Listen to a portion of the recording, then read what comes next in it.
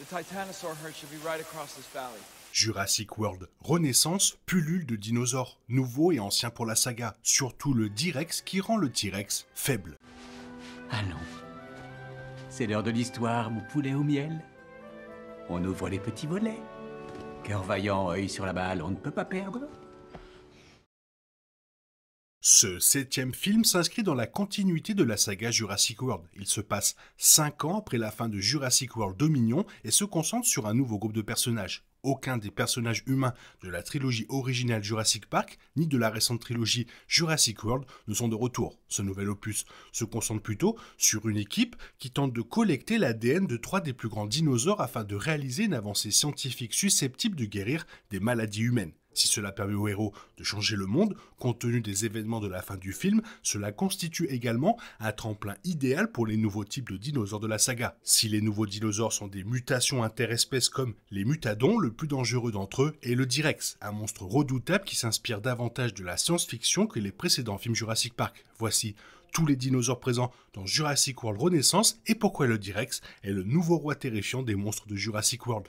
Le mosasaure revient dans Jurassic World Renaissance. On le voit brièvement lorsqu'il attaque le bateau de la famille Delgado, puis lors de la séquence avant l'arrivée sur l'île, avec l'aide d'autres dinosaures. Cette gigantesque créature sous-marine entre dans l'intrigue en tant que plus grand dinosaure aquatique, ce qui en fait un élément central de la mission de Zora et Henry. Ils peuvent observer de près la taille du mosasaure lors de l'attaque de leur bateau. Jurassic World Renaissance marque la 4e apparition consécutive du mosasaure dans les films de la franchise. Le Jurassic World original marquait la première apparition du mosasaure dans la saga, car il était l'attraction principale du parc réouvert. Son évasion a ouvert la voie à d'autres apparitions dans Jurassic World Fallen Kingdom et Jurassic World Dominion. Il a été confirmé qu'il était toujours vivant à la fin de la trilogie, et il semble maintenant s'être approché du site C alors qu'il tente de survivre. Étant le plus grand dinosaure aquatique, il est l'un des dinosaures dont l'équipe de Zora a besoin d'un échantillon d'ADN.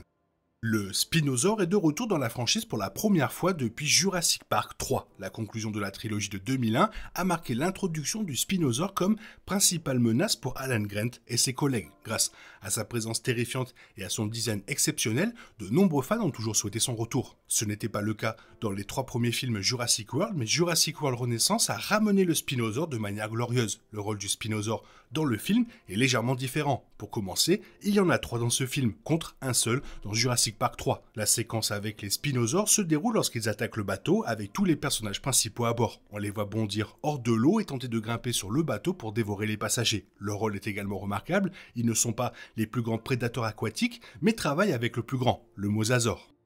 L'Achylops, l'un des dinosaures les plus sympathiques de Jurassic World Renaissance, est un adorable petit dinosaure qui présente de légères similitudes physiques avec un Triceratops. L'Achylops est l'un des rares nouveaux dinosaures non mutés du film. L'un des Achylops est même adopté par Isabella, qui la nomme Dolores. Ce petit dinosaure est celui que l'on voit le plus tout au long de Jurassic World Renaissance, rappelant que les créatures rencontrées par le groupe ne sont pas toutes vraiment terrifiantes. Les vélociraptors sont un élément incontournable des films de la saga, et leur retour dans Jurassic World Renaissance est bref. 2 vélociraptors sont présents à proximité de Xavier pendant qu'il urine et ont clairement l'intention d'en faire le repas. L'un d'eux est d'ailleurs rapidement éliminé et tué par l'un des mutadons, ce qui confirme le potentiel dangereux de cette nouvelle créature. Le titanosaure apparaît lorsque Zora Bennett et Henry Loomis les repèrent dans le champ où ils se trouvent. La scène rappelle le Jurassic Park original lorsque le docteur Alan Grant, Ellie Sattler et Ian Malcolm voient le brachiosaure pour la première fois. Le titanosaure appartient peut-être au même groupe que le brachiosaure, mais son apparence diffère sensiblement, notamment par son épine dorsale sur le haut du cou et le bas du dos, ainsi que par sa queue plus longue et plus fine. C'est la première fois que le titanosaure apparaît dans les films Jurassic. La créature avait déjà été mentionnée dans Lego Jurassic World, la légende d'Isla Nublar, un film qui ne fait pas partie des films et séries télévisées principaux. Le titanosaure est également l'un des 3 dinosaures dont Zora et son équipe doivent spécifiquement récupérer l'ADN, mais c'est aussi le plus pacifique du groupe.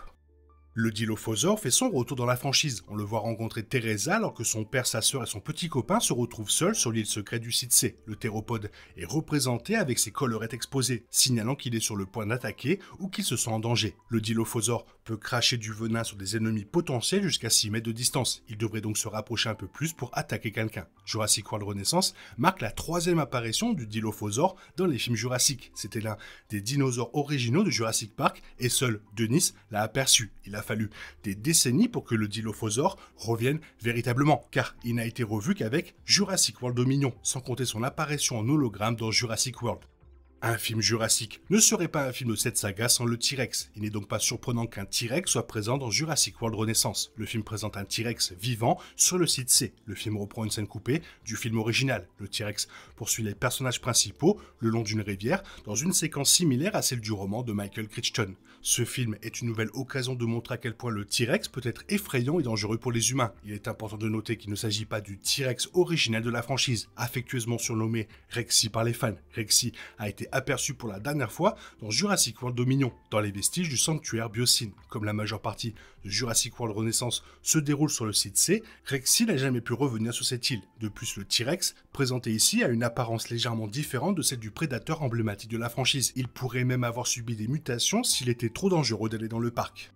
Le Quetzalcoatlus apparaît à plusieurs reprises dans Jurassic World Renaissance, car il y en a plusieurs dans le film. C'est notamment le cas de celui que Zora et Henry rencontrent alors qu'ils tentent de voler l'ADN de dinosaures dans un œuf. En effet, le Quetzalcoatlus est le plus grand dinosaure aérien. La séquence les montre se rendre dans d'anciennes ruines à flanc de falaise et extraire l'ADN avant le retour de la mer. La séquence ne se déroule pas comme prévu, ce qui pousse Zora à tenter de combattre le ptérosaure avant qu'Henry ne fasse une chute. Jurassic World Renaissance marque le premier retour du Quetzalcoatlus dans la franchise. Le ptérosaure a fait son apparition dans Jurassic World Dominion, où plusieurs d'entre eux sont montrés tout au long du film. 3 d'entre eux ont été vus pour la dernière fois en train de voler avec des oies et des pteranodons. 3 Quetzalcoatlus sont également présentés en train de tourner dans le ciel juste après la séquence avec le titanosaure, ce qui confirme leur présence à l'équipe. Le Quetzalcoatlus est l'un des 3 dinosaures que l'équipe de Zora a été envoyée chercher, le groupe se procurant son ADN à un prix exorbitant.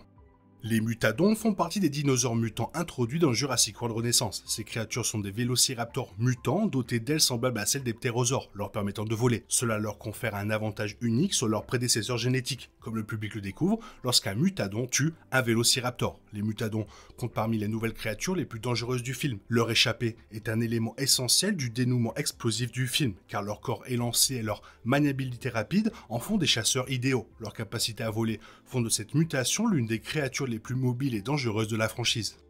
Fidèle à la tradition des films Jurassic World, le 4e volet présente un tout nouveau dinosaure hybride, le Distordus Rex, ou D-Rex. Son design monstrueux s'inspire du rancor de Star Wars, du xénomorphe d'Alien et d'autres, créant un nouvel ennemi terrifiant pour l'humanité. Cela confère au D-Rex des qualités uniques qui le distinguent des autres dinosaures, comme un état physique naturellement bipède et des bras supplémentaires. Cela lui permet de se déplacer avec une grande aisance, malgré sa taille imposante par rapport aux autres dinosaures. Le D-Rex est suffisamment massif pour attraper un hélicoptère du ciel et assez puissant pour l'écraser facilement, mais il est aussi suffisamment furtif pour se déplacer sans que les humains ne le remarquent immédiatement. Cela suggère un niveau d'intelligence que d'autres dinosaures massifs comme le T-Rex démontrent rarement dans les films. On le voit à plusieurs reprises terroriser les personnages principaux. Il met Duncan Kincaid en grave danger, tandis qu'un autre flashback le montre attaquant un scientifique dans le centre de recherche. Le D-Rex provient du site C, le centre de recherche secret du premier Jurassic Park. Il s'agit de l'une des créations ratées, jugées trop dangereuses pour être présentes dans le parc original. Cela implique qu'une certaine mutation interespèce a contribué à sa création. Le D-Rex est notamment celui qui tue le plus, surtout comparé au T-Rex, habituellement redoutable. On voit le T-Rex à peu près à la moitié du film, poursuivant finalement la famille Delgado au fond d'une rivière. C'est une scène tendue et l'un des meilleurs moments d'action du film, mais aussi une piètre performance pour le T-Rex. Le dinosaure ne parvient pas à rattraper la famille, il ne parvient même pas à percer un radeau gonflable avec ses dents, ce qui permet à Isabella de s'échapper et d'atteindre une partie de la rivière que le dinosaure ne peut suivre. En revanche, le D-Rex est une créature bien plus redoutable. Le D-Rex ne tue pas directement comme beaucoup d'autres dinosaures, prenant son temps avec Krebs et le portant lentement à sa bouche, tel le rancor du retour du Jedi.